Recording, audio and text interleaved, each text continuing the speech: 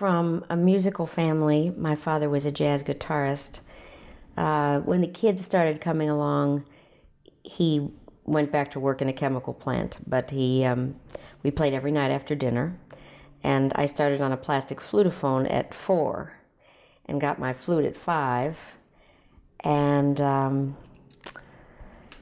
he would teach me a little bit of a tune each night and finally would put the pieces together. And I think my first composition was an old standard called Springtime, Beautiful Springtime, because it didn't have many intervals in it, and I knew about 4 or 5 notes at that time.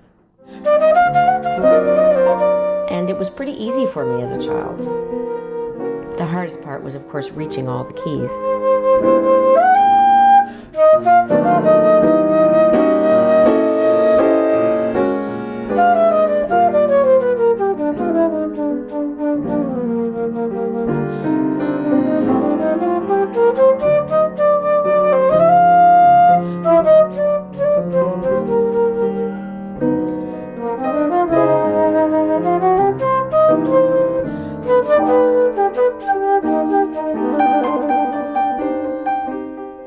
My style is different because I have spent my life making the flute a horn, a jazz horn, any jazz horn. I don't want it to sound like a flute. I just want it to sound like a voice in jazz.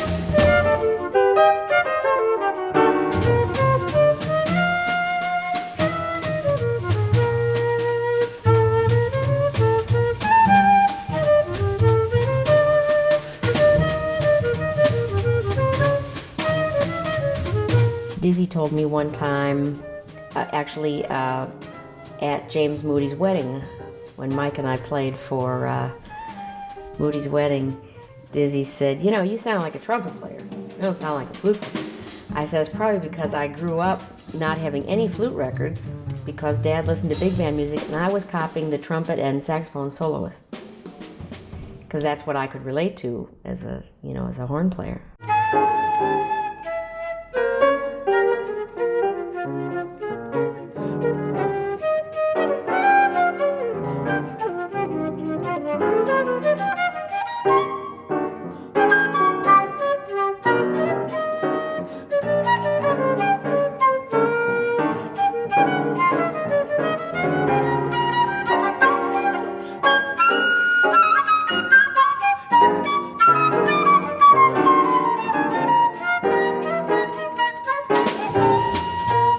I also didn't know that, there was going to be any kind of stigma about playing the flute, playing jazz flute. I didn't hear them often in a big band, but I just didn't know how hard it was going to be to convince the promoters and the general public and the jazz record buyers that flute was a legitimate jazz instrument.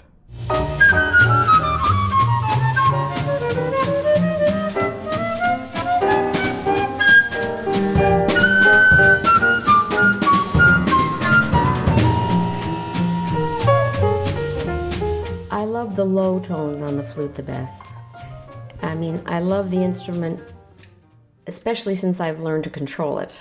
I've learned to make my tone more equal in all the octaves, so that it's not as shrill in the high octave and it doesn't disappear in the low.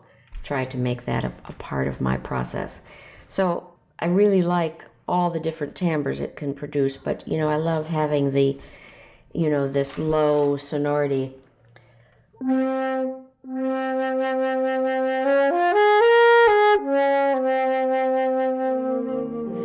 That's my favorite kind of sound.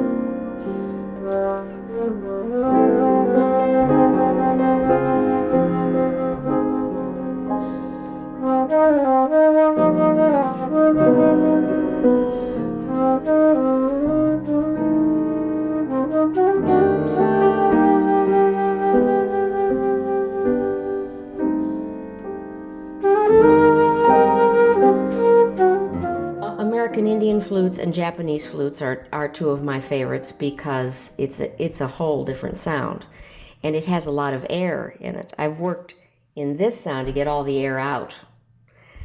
So it's pure tone, and I'm proud of that sound, and I've worked a long time to get the air out.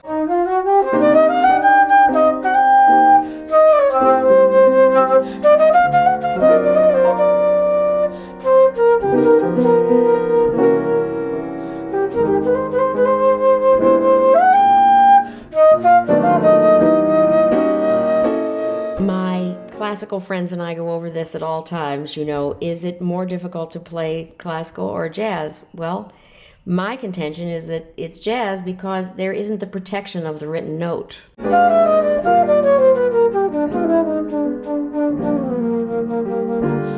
Yes, the written note requires sense of style, correct ornamentation, phrasing, but the written note is still there. You didn't select it. In jazz, when you're playing from your gut, you don't have any protection there. You're out there.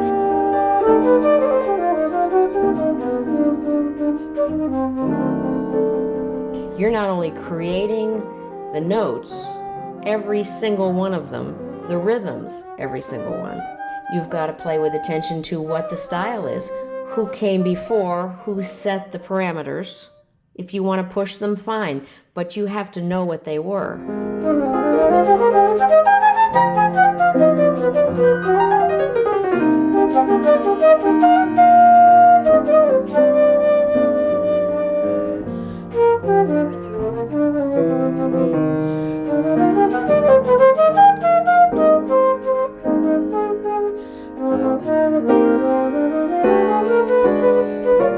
So you have to have all that education to play it well also. So I think it's a lot more, takes a lot more thinking about what you're doing and then processing it and then letting it go when you actually have the performance.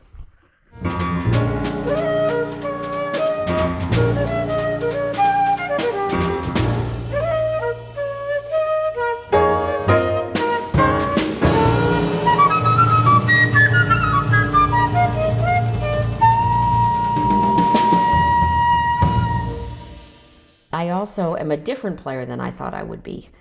I thought that the limitations on the flute were what I had heard other people do. And so now I get to do what keeps getting created in my head, which seems to change every year. There are similarities, obviously, between years, and people say, well, we hear you on the radio and we can tell you in 4 bars. Well, and that's a lot about sound.